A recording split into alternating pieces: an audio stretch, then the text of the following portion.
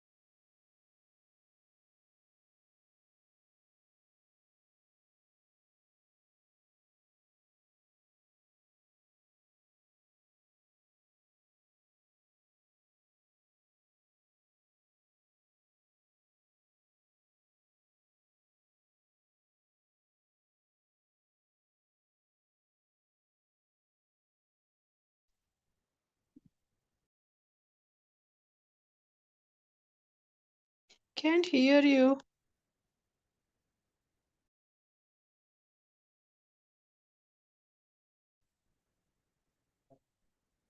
Okay.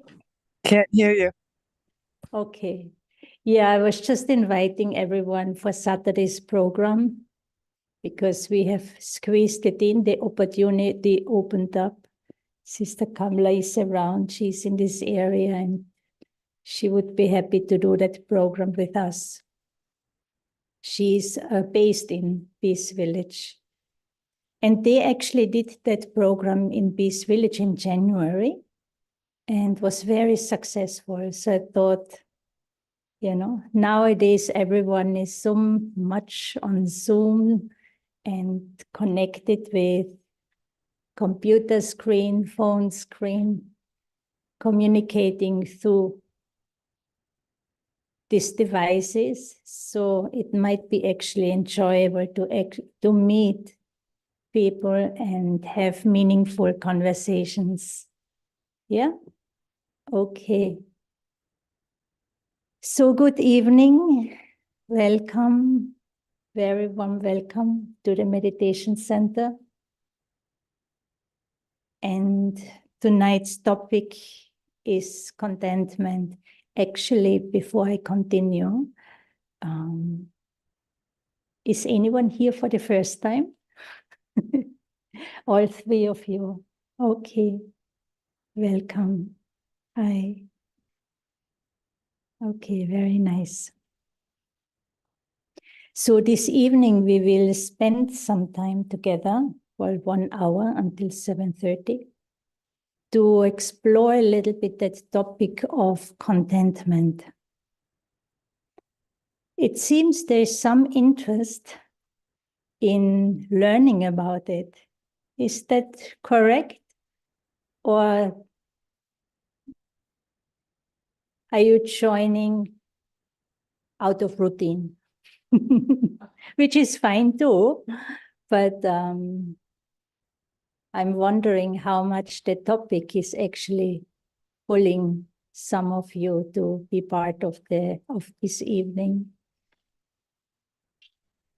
How can we content in a world that feeds on desires and creates more and more desires in us? Right? And so desires, one is to be the content, the opposite is to be discontent, right?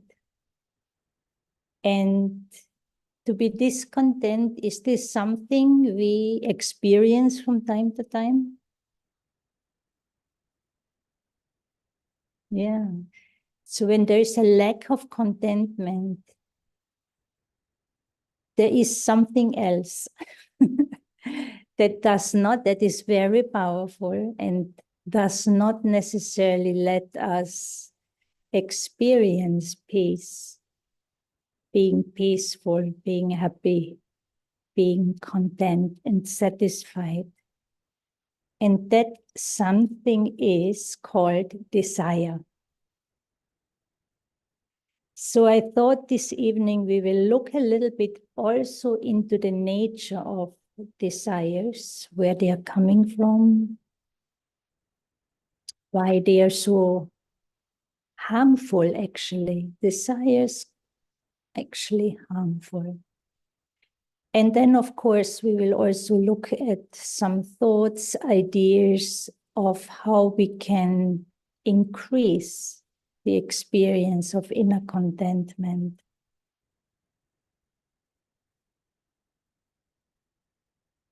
Desires have the nature. Desire is not the problem, actually. The desire itself is not the problem. But what creates, to use the word problem, is to fulfill them. And the characteristic of a desire is, one is to have a genuine wish, right? To have an aim, a goal, a wish, to get something, to be able to go somewhere, to accomplish something in your personal life, in your professional life. But when that wish or that wanting turns into a desire has this element of, you really need it. You believe you really need it. There's a craving for it. And we keep pursuing it until the desire gets fulfilled. And one is if the desire doesn't get fulfilled, or not at the time, not in the way I want it, I will be upset. So anger is something, irritation, anger, and then it can get even worse, accompanies having desires. And so whatever I desire, my energy will go there. My thoughts, my feelings, my feet will take me into that direction. Money will go. All the different forms of energies will go there just to try to fulfill, to get this desire fulfilled. And it can be fulfilled at times. What is it that we desire? Could be something very physical, could be something more subtle. We desire to be respected, to be praised, to be appreciated, to be acknowledged. But then we can also desire some very physical things, right? And it starts when we are little. So you want something, okay, you get it. What next? You want a good meal. So next time you want another good meal, you want more. It gets satisfied, but then it keeps coming back. When we were little, where I grew up in Europe, we learned to ski, to bike, to roller skate, or ice skating. We learn all of that at a very young age. So you want, for example, a bicycle, and maybe you get it, right? Parents will buy it, will provide it. But then after the bicycle, or toys, right? So many children, the homes are overflowing with toys, but still more. So even if the desire gets fulfilled, it gives birth to 10 or 12 new desires. And again, that drive, that urge to go for it, and you follow it through. Where I was working for 2 years or so, we had a young man joining the lab. And one time at lunch or so, we had a conversation, and he told me that he only believes in desires. He only goes for his desires, what he desires. And it was a little bit scary to me. That was also the time when I just started my own spiritual study here. So I had not much of an idea, but it didn't feel good. It didn't feel good. You see, one can desire someone for whatever reason. Okay, if you're after objects is one thing, but if you're after a human being, is a different thing, right?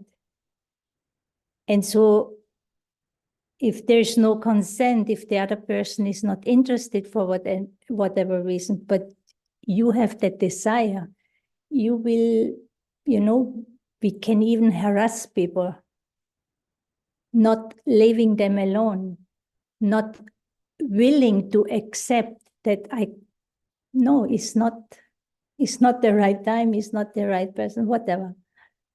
I have to let go, I have to stop. No, you will not stop, you will just continue. And so when there are desires, relationships are typically very fragile,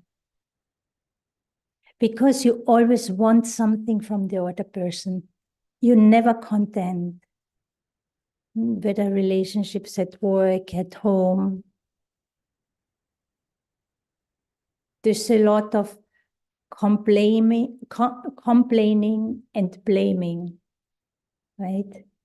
When desires, if that object or that thing or the person I want, I can't get it for whatever reason, will get upset, I will blame, I will point the finger.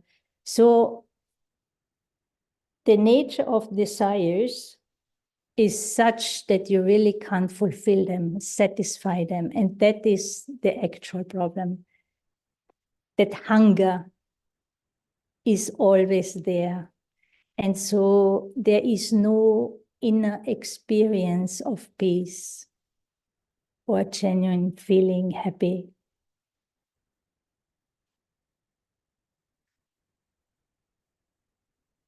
Where do desires come from? Now, I thought it might be worthwhile to look a little bit deeper into where those desires coming from, and to do so will take you into a little bit of a spiritual dimension, because actually that's the reason why I'm here to share from a spiritual perspective.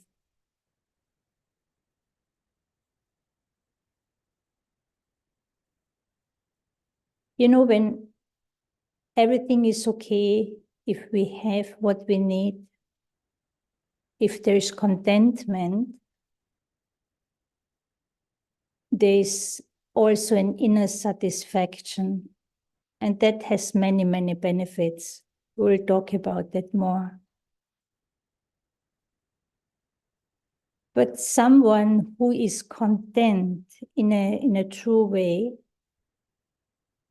and to be content doesn't mean there's no interest to move forward or to learn more, right?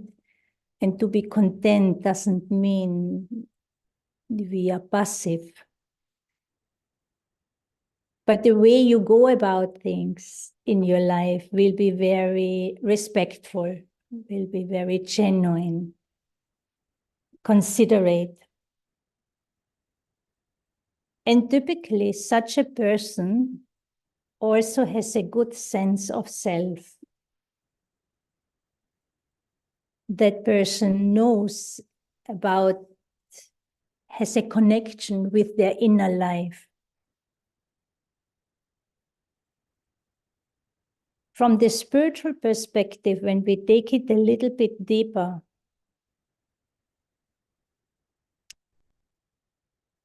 many of you probably have heard already that, you know, one of the things that you learn very quickly when you come to the Brahma Kumaris is that whole idea of identity, of who we are, that there is a being and there's a body. And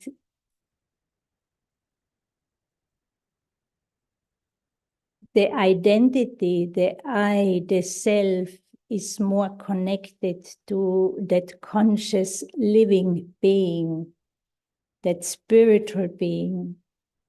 And the nature of that being in its original state of being is very, very beautiful, very powerful. And there's complete contentment. There is peace, there is happiness, there is love. Genuine, pure love. There's wisdom. There is actually everything already in the being that we need to be happy.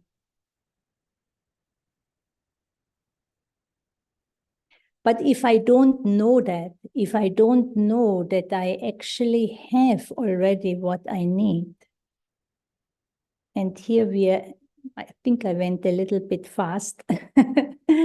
We stepped right into the spiritual dimension, which is very subtle. Now, when it comes to the subtle experiences in life, to be joyful, happy, peaceful, we look typically for that on the outside. But from the spiritual perspective, we understand that this is part of consciousness, is part of who we are. And because I know I have, I don't search for it. I don't want it. I don't look for it. I use it. I know where I have to go and I use it. So there is deep fulfillment in connecting with the self and using my inner resources. Does that make sense to you?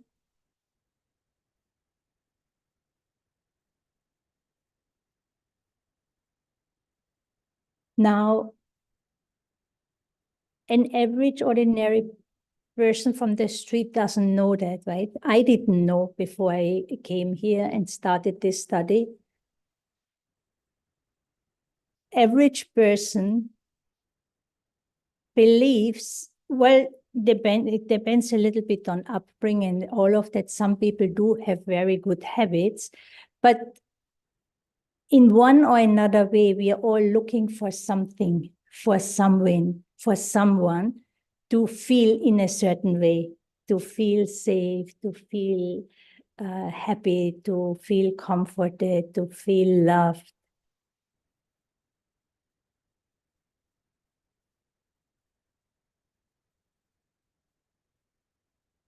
So we are always outwardly oriented. I'm always looking somewhere for something, to experience something that I need to fulfill myself,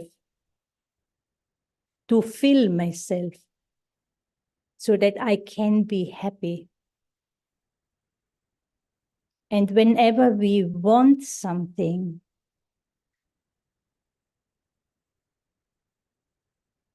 I am very disconnected from the self.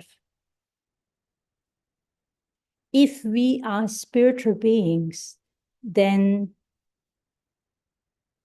and if my original nature is actually to be completely full, complete, and perfect within my own self, there's complete satisfaction in my being. I am peaceful, I'm loveful, right? So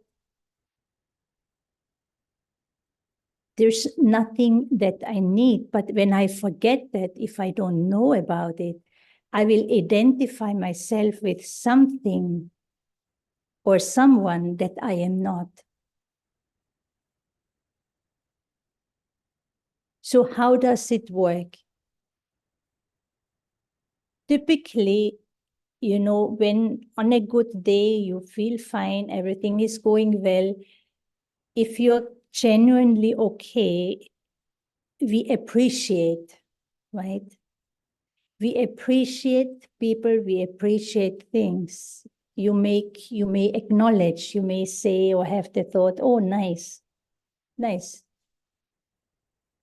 lovely. But then maybe someone or something crosses your way, you see something, and then you start to think, oh my God, very nice. You don't really need anything for the house or in terms of clothing, but you're passing by this window or you see someone wearing something and you think, oh, very, very nice. And so what's the next step? What's the next step? Jealousy. I want it. I want it. And I want it very badly. And I want to own it. And eventually even possess. It's mine. It's not yours. I own it. And it, you know, reaches that level where I start to identify, take a sense of self from that object or that person. And so it starts out very shallow, very, you know, very casual. But if you don't pay attention, that wanting, that sense of attraction, and then wanting and going for it becomes stronger and stronger. And that really brings us down and causes a lot of problems in our lives. And it all comes from what we call ego. And ego means, we use the word being body conscious. When it comes to the question of who am I, question of identity, who am I, what am I? So one is, okay, I am this spiritual being, but if I'm not clear about that, if my identity is somehow related to physical body or an extension or something that I have, something that I have acquired, something that I like, if my sense of self is connected with that, so then it is mixed, right? And whatever is available in this world is temporary. Nothing lasts forever. It's there for some time, but not forever. Things can break, people can move away. And then what is my experience? If my sense of self, if my identity depends on the presence of this person, or the pet, maybe a dog, or the car, or these beautiful shoes,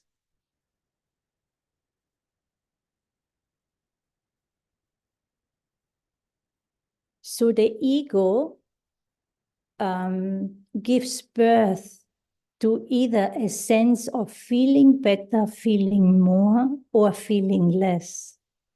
There cannot be a true self-respect, and ego, by its nature, because there is no satisfaction, there is no self-respect, there is no satisfaction, gives birth to desires. And so one is that my sense of self is mixed with something that I am not, and it's always coming from that outer world.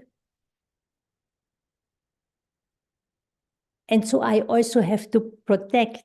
There's fear of losing.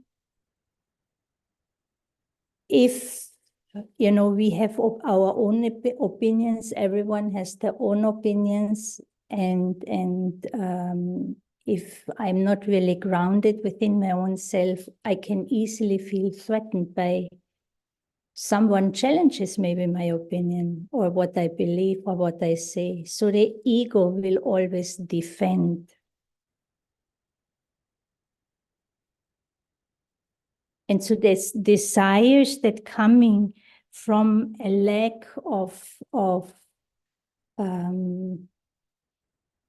actually understanding of who we are, and that we have already everything that we need in this life.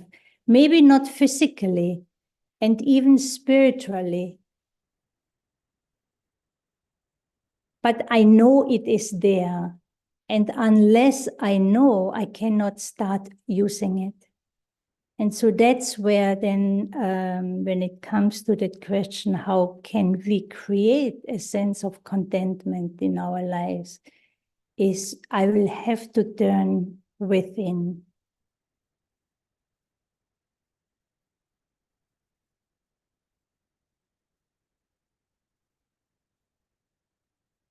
I will have to have that faith that peace is already within, for example. And then make that effort to bring that into action. Now, how can we do that?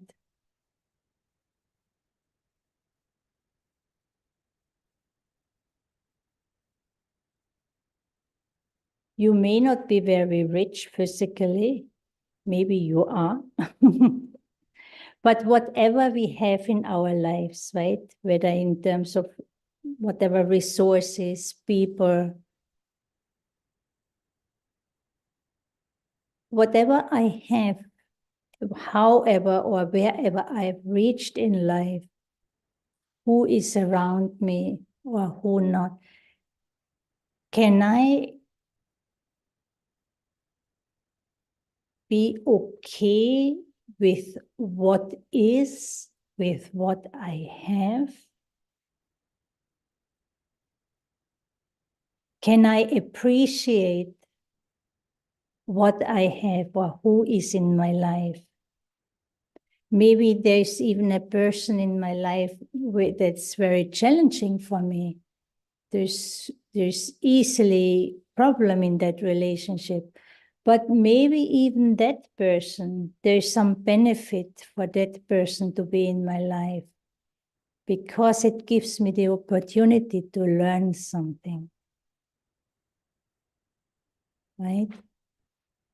So the more we acknowledge, even at a very physical level, of what we have already and appreciate that, then that then becomes the foundation for me to use it in a worthwhile manner.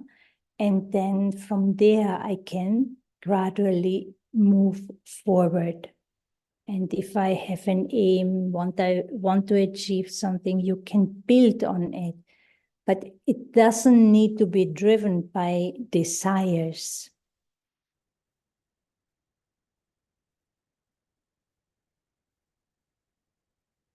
When there is, now that's another thing.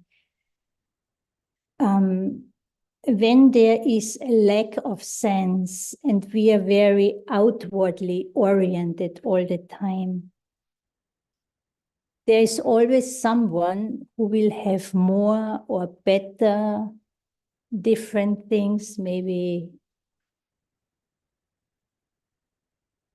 may know more.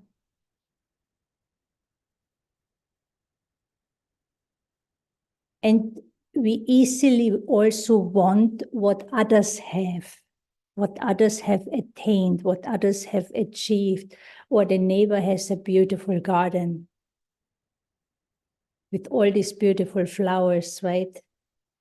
Own garden doesn't look really nice. So get jealous, like you said.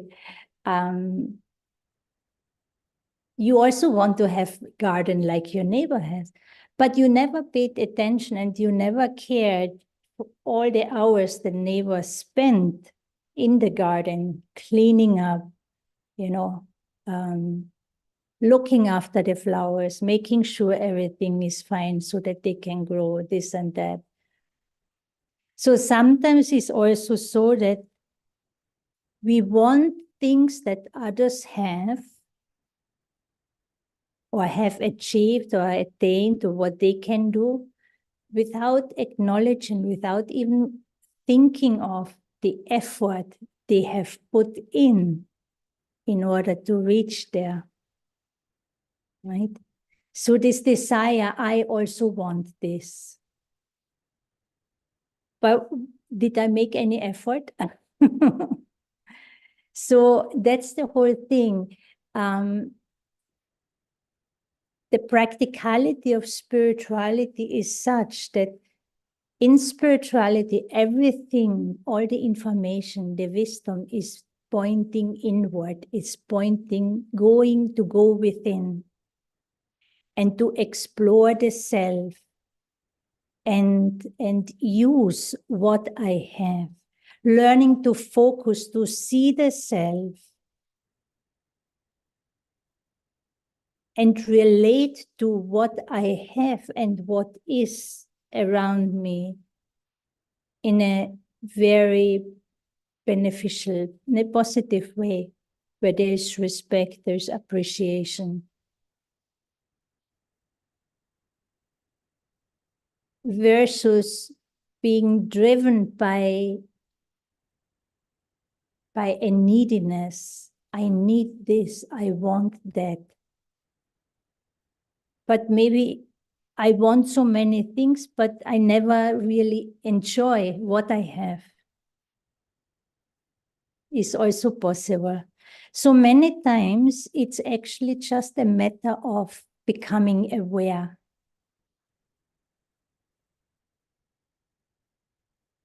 Taking few minutes to check in with the self. Okay, I'm not happy. There is some kind of irritation, this, and check your thoughts, check your heart. Where is your mind going? Are there any desires? Is there something I believe I need or want? Of course, the other extreme can be, I am connected to myself, but in a not very healthy way, where I constantly put myself down. It's the lower side of the inferior part of the ego. I may not be very extroverted. I may go within or stay with myself, but then putting the self down all the time. Or always thinking what I don't have or what does not work. And so in this situation, there's also no way, of course, that you can experience inner peace, that you can be content.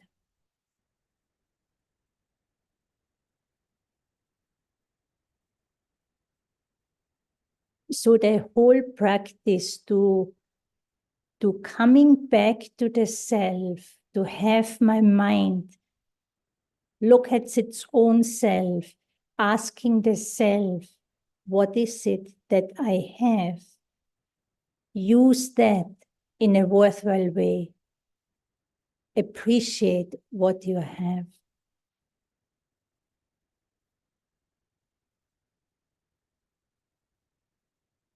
This is a very sure way to where your feelings will change very, very quickly, right?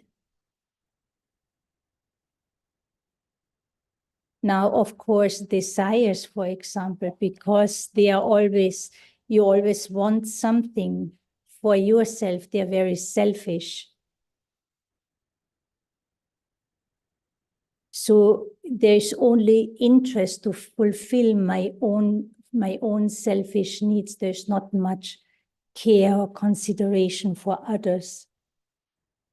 Now, when there's inner contentment, I can afford to consider the feelings of other people.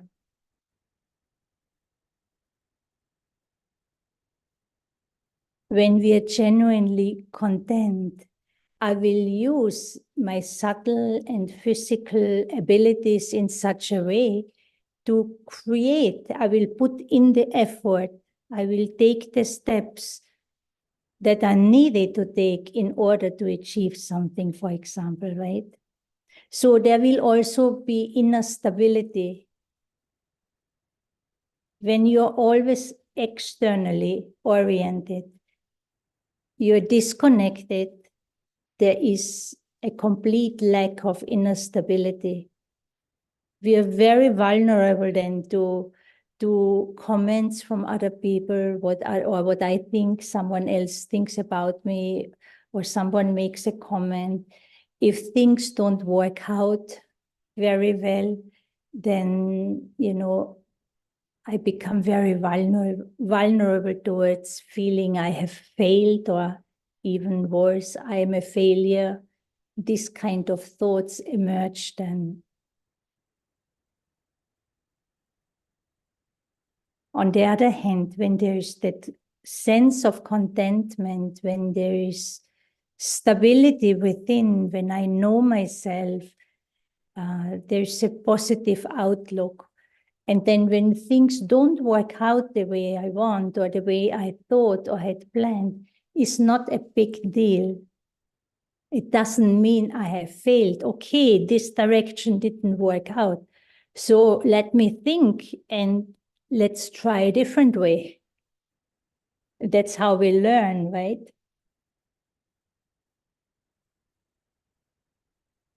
But to have desires, and another form of desires are expectations, constantly expecting from others or from the self is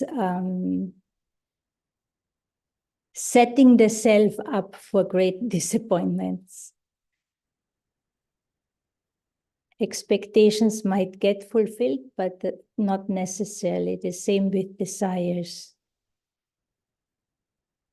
And we can easily get very, very disappointed if things don't go our way, if we don't get what we expect when our expectations not fulfilled. But with the desires, it's such a thing that we even become violent. We start to demand, we start to pressure, we start to manipulate. And then, of course, there are worse forms of that. We start to twist the way things were or are just in order to get something, to get it from that person. And then at the end, you're not happy anyway.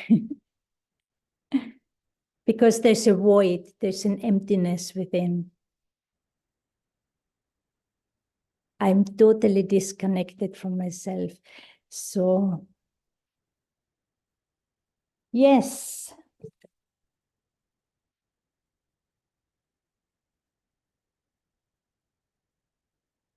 There's of course also this other aspect. If I am connected to myself in a spiritual manner, if I have a spiritual awareness of myself, if I have explored that a little bit, and there's that inner connectedness to my more subtle world about myself, and I have a positive attitude towards myself, then we will be able to actually recognize negative thoughts, and we will be able to discern what is negative and what is positive. And we have the power then to choose to go for what is beneficial. But if there's a disconnect, if my relationship with myself is already more of an abuse, then if I disempower my own self, then I'm already in a negative space. So then it becomes a little bit difficult.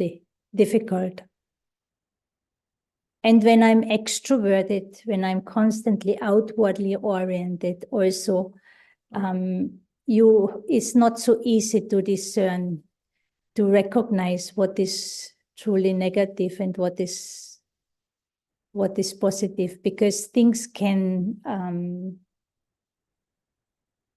look very different than they are actually.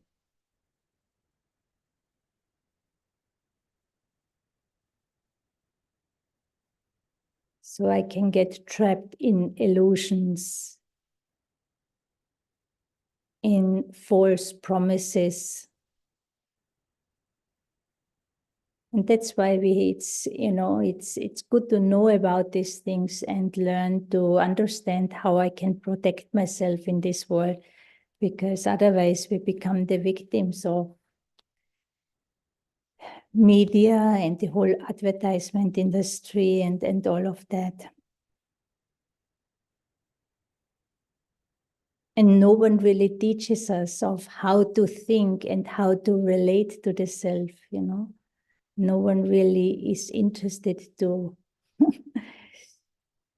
It's a whole different area, but if we are really interested in empowering others, then we would provide a very, very meaningful educational system to our children and so on.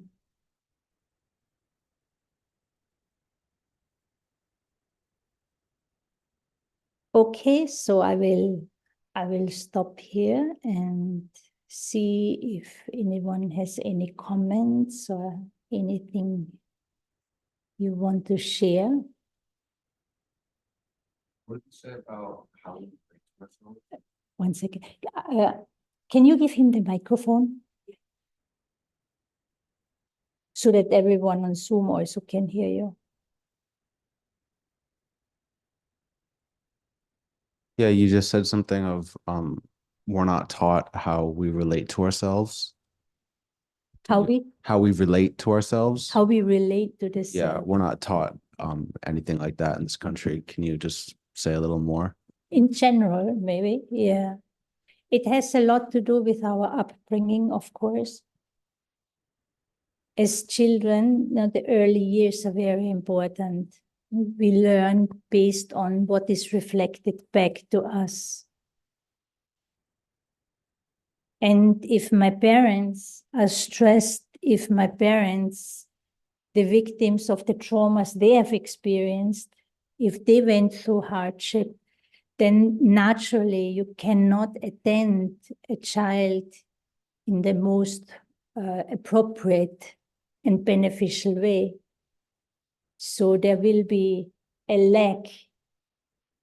So the child may have certain needs, but if the primary caregiver, if we're not able to attend those needs in a very appropriate manner, in a very loving way, nurturing way, then there is that's damaging for the child. And my sense of self gets distorted right there. So as we then grow up, how I relate to myself is already not very healthy.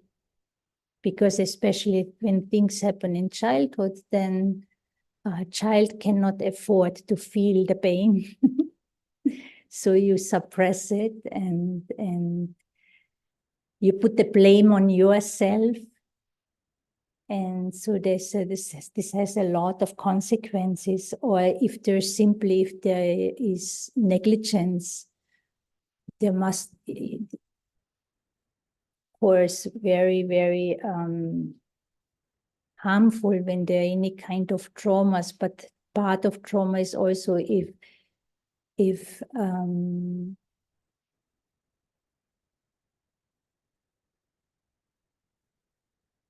the mother or the caregiver has so much need for themselves that they cannot properly take care of the child. They cannot even attend the basic needs of the child.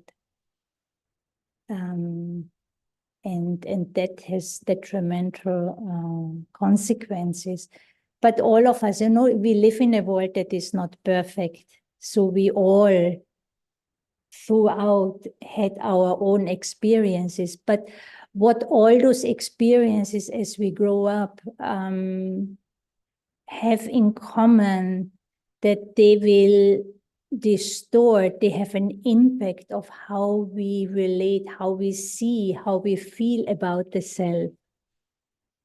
And so if I am not reflected as a child, not reflected back, that love that I need, right?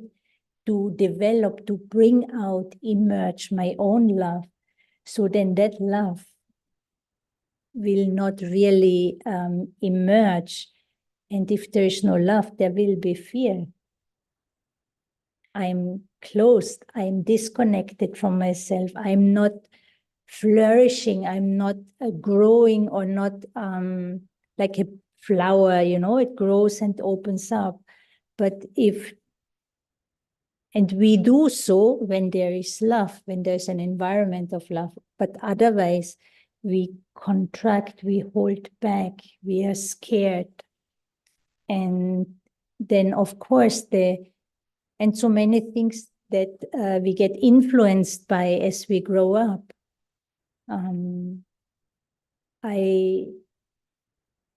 The self-talk that we have can be very critical, for example, dependent on how my caregivers related to me, or how I observe them.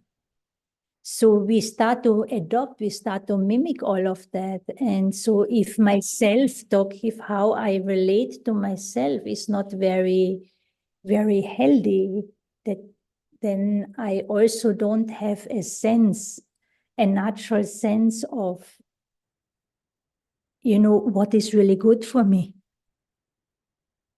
I may then make choices between what is bad and worse, but I am actually not able to see what I truly deserve. That is that pure love and care. And however I relate to myself, that is how I will relate to others. So how I see myself then through the same glasses, the way I perceive the world around me. Now, if if there's insecurity, if there's fear inside, if I'm coping, if I'm defending, then how I will perceive the world is, it will be very dangerous, a scary place maybe. Does that? But the good thing is, as adults, if we're grown up, doesn't matter what happened to us in the past, right? Now we can learn. If we are willing to learn, we can understand, we can practice, and we can make choices. I don't have to continue with what has been going on. I can put a full stop, I can stop it, I can finish it, and I can make it a new beginning. That's the power that we have, and that's the power also on the spiritual journey, that we're learning about that the self, when we started our journey, is exceptionally, powerful, beautiful. And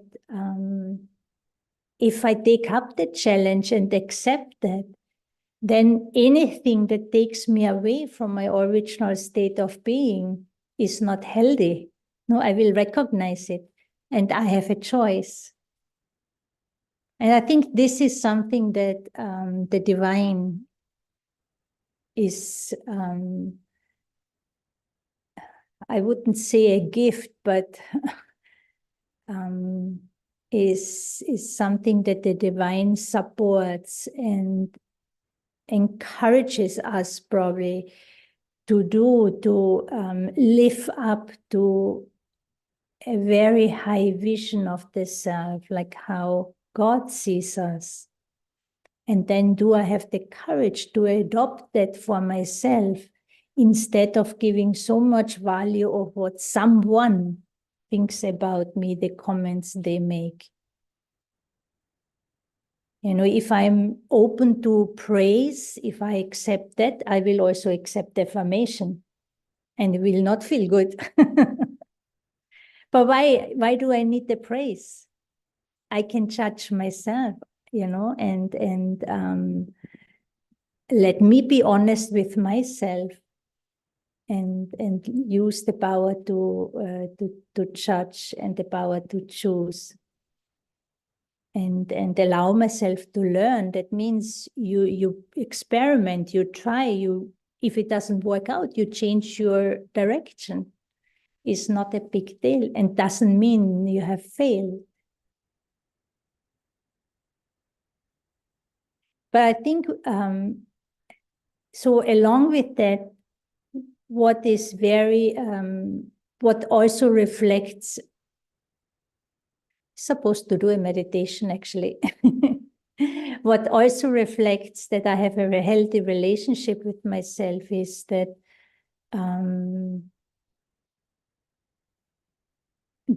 like actually I mentioned it already, that openness, that willingness to see things differently, to learn, instead of feeling threatened or scared if someone thinks differently than I think. And sometimes it's enough if we come to know about these things, we pay a little bit of attention on the self and set an intention, and things can change right away. And there are other cases, or maybe some tendencies where we may have to invest a little bit more, because there's some little bit of damage that happened earlier in our lives. But even that, with God's help, we can change that for the better. It's simply a matter of recognizing, understanding, recognizing, and making a different choice. It's not about battling and fighting of what I don't have, what should be, and it's not hard and laborious. It's actually very easy. Learn, understand, recognize, and then choose. And disengage what is not good for me and start to engage. What is it that I want to feel, how I want to feel, how I want to see myself? And the less you engage with what you don't want, it will fade away, it will lose its power.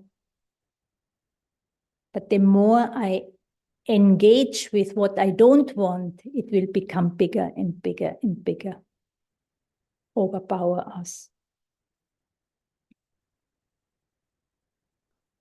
Okay, so I think I was jumping here and there a little bit this evening, but hopefully you were able to get or catch something that is of use for you. And we can close with a meditation, if that is all right.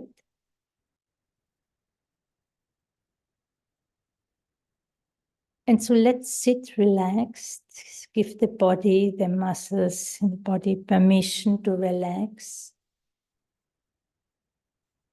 Let the weight of the body drop in the chair. Feel the support of the chair. And then let us bring the attention for a moment on the breath. Be conscious of how you take in, how you inhale,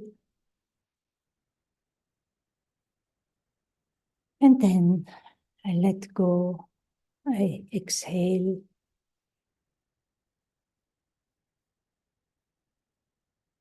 I gently bring the focus or the attention in the center of the forehead. This is where, just behind the forehead, is where the spiritual being, the being of light, resides. So I dive right into the awareness of being a very special, unique being of light, a being of consciousness. I'm aware of my own existence. I'm distinct from the body.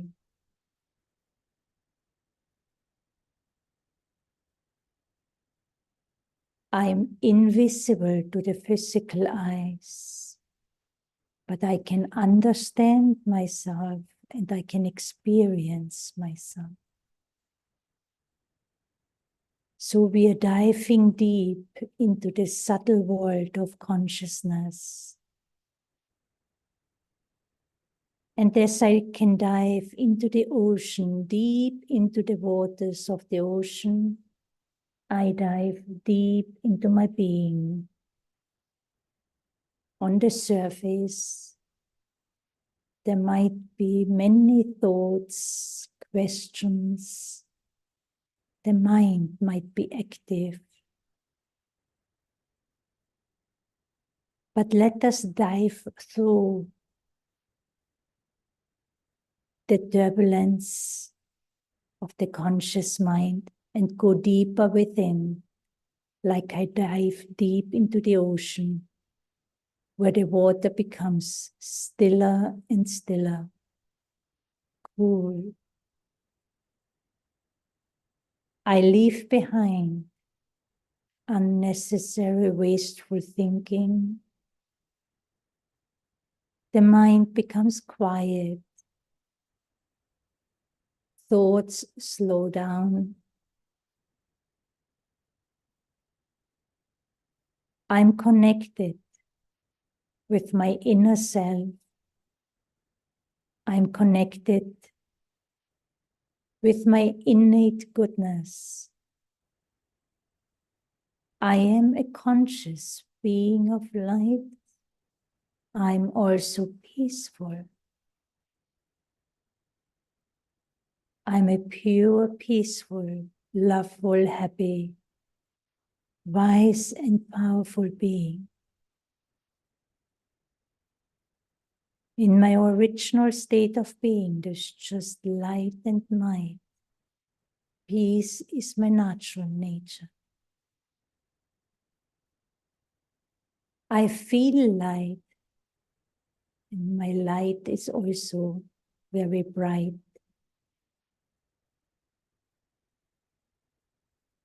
Holding this awareness,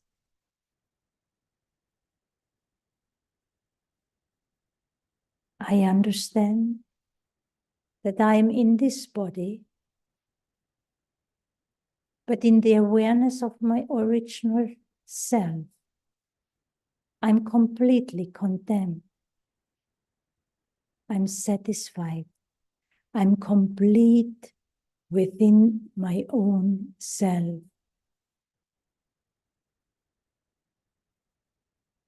I am peaceful.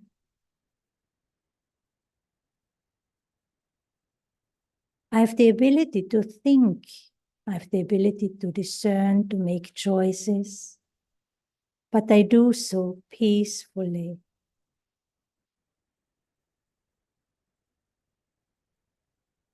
When I interact with the world around me, I extend my own pure energy to give, to contribute something good. There's nothing I need to take. Let me give, let me share generously with an open heart. But at the same time, the heart is so strong and wise that I do not take in anything that is not healthy for me.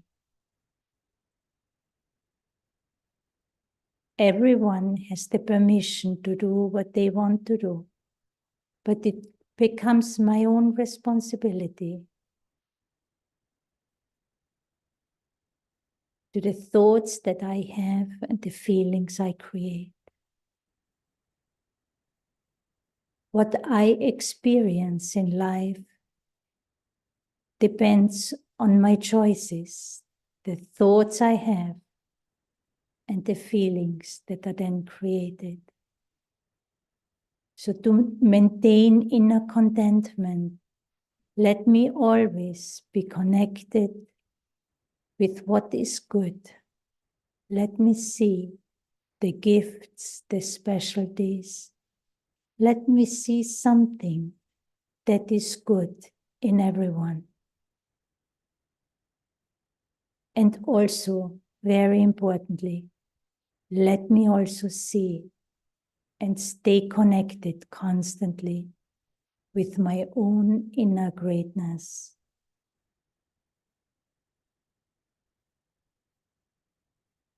While I have enough humility to keep learning, to keep growing.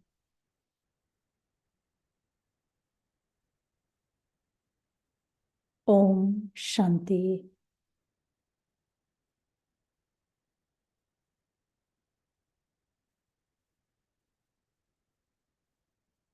Thank you.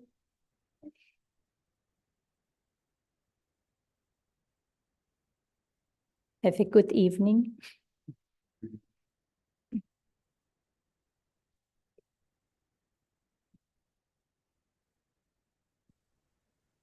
Thank you, sister.